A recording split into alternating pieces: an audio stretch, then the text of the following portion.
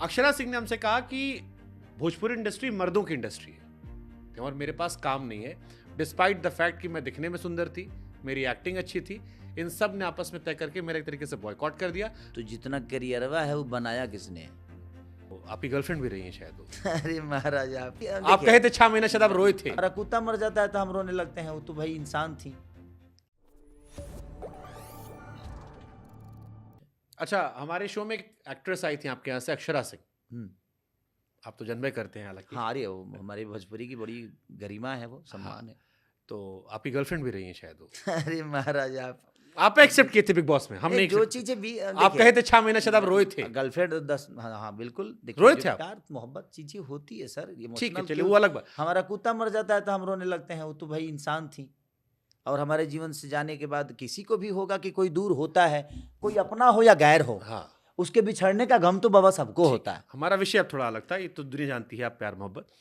अक्षरा सिंह ने हमसे कहा कि भोजपुरी इंडस्ट्री मर्दों की इंडस्ट्री है, जहां पर अगर आप अलग हो जाते हैं तो ये सारे बड़े कलाकार जो आपस में सिर्फ फुटबॉल किए रहते हैं, ये सब आपके साथ काम करने को मना कर देते हैं। और मेरे पास काम नहीं है, मैं सिंगर बनी मजबूरी में, क्योंकि मेरा acting career, despite the fact कि मैं दिखने में सुंदर थी, मेरी एक्टिंग अच्छी थी, इन सब ने आपस में तय करके मेरा एक तरीके से बॉयकॉट कर दिया। मुझे मजबूरी में गाना गाना शुरू करना पड़ा, इंस्टा पे रील बनाना पड़ा, ताकि मेरा घर चले, परिवार चले। वो आप सबको एक साथ एक्यूज करती है कि आप सब जानबूझ के नहीं बॉयकॉट। तो ये बताइए, अगर वो यहाँ तक पहुंची है तो फिर उसमें मर्दों का कोई हाथ नहीं?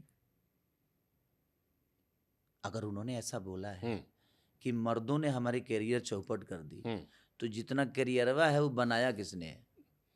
ये भी सवाल उनका आपको पूछना जरूर चाहिए, जब कभी पूछिए। उन्होंने कहा कि हमने साथ में काम किया, रवि जी हमको लेकर आए थे। नहीं तो भाई उनका योगदान है कि नहीं है? तो आप हाँ। उसके, वही प्रॉब्लम है बाबा, हाँ, कि हमारी योगदान आप भूल जाते हैं। हाँ। हम आपको 25 बार मदद किए, वो आपको याद नहीं रहता है। अगर हम एक Boycott बार करना आपको ठीक है, कुछ, but- बॉयकॉट कोई नहीं करता है बाबा। होता क्या है बता रहा हूं अब आपको। किसी से किसी की लड़ाई होती है ना, हाँ, तो ये डायरेक्टर प्रोड्यूसर ये जग जाहिर हो जाता है, क्योंकि भाई आपकी मोहब्बत तो जग जाहिर है, तो आपकी लड़ाइयाँ कहाँ छुपाएगी?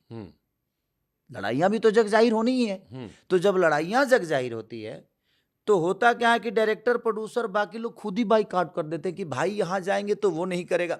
वो उनके मानसिकता में आ जाती है। ऐसा नहीं कि खेसारी लाल यादव मना कर देता है कि नहीं यहाँ नहीं करेंगे भाई, हम नहीं करेंगे, वो नहीं करेंगे, ऐसा नहीं करेंगे, वैसा कुछ नहीं, कुछ ऐसा होता नहीं है। इतना किसी को ना खेसारी के पास टाइम है किसी को बाइकआउट करने की, ना पवन सिंह के पास है, और ना ही दिनेश जी के पास है, और ना रवि जी के पास है, ना मनोज जी के पास है। सबसे बड़ी चीज ये है कि अगर आप किसी को कह रहे हो कि इन्होंने हमें बर्बाद कर दिया, तो अभी तक जो आप आबाद हुए उसमें कितना किसका योगदान? चलो ठीक है, अक्षरा वाले केस में मान लेते हैं। अब दूसरा कहानी आता है। अक्षरा का चलो जग जाहिर था, लड़ाई झगड़ा, टीवी कंट्रोवर्सी। काजल की भी यही शिकायत थी कि बड़े सितारों ने काम करना मना कर दिया। अब वो अपने समकक्ष लोगों से काम नहीं कर पा रही हैं, जो नए नए बिल्कुल लड़के आ रहे हैं, एकदम नए नए लड़के आ रहे हैं। हर बड़ा सितारा बचना चाह रहा है कि नहीं नहीं भैया नाराज हो जाएंगे। बाबा आप मंदिर के प्रसाद बन जाएंगे तो भंडारा की तरह लोग खाएंगे ही आपको। आप बड़े मंदिर में भी आप ही रहिएगा, छोटे मंदिर में भी आप ही रहिएगा, तो फिर कौन से भगवान है आप बता दीजिए मुझे। दिक्कत यहाँ है ना कि मुझे कहने का, खेसारी लाल के साथ आप काम किए, अगर 4 महीने आपको काम नहीं मिला तो आपको हर महीने काम करना है। तो आप अगर एक ठेला पे भी आप ही बिकोगे, तो जो आप ठेला पे बिकोगे तो आपको मॉल में आपका दाम कैसे लगेगा? तो सोचेगा ना यार ये ठेला की चीज को फिर मॉल में ला रहा है। तो कहीं ना कहीं हम अपनी वैल्यू खुद ही बढ़ा करते हैं। हमें अपनी वैल्यू को बढ़ाना चाहिए। अपने वैल्यू को बढ़ाने के लिए ना धैर्य बहुत जरूरत है, और धैर्य राम की तरह होना चाहिए।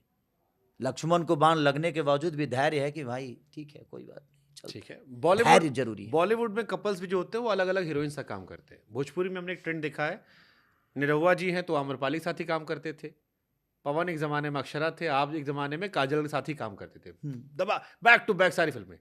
तो इनसाइडर क्योंकि थोड़ी दोस्ती यारी हमारी भी है, तो ये आया कि मर्द जो है वहाँ बड़े पॉजिटिव हैं कि ये सुनो तुम हमारी हो, हमारे साथ ही काम करोगी, कहीं और काम नहीं करोगी, और कहीं और काम करोगे तो कहीं और नहीं करने देंगे। इसका मतलब वहां की लड़कियों ने विश्वास तोड़ा बहुत है।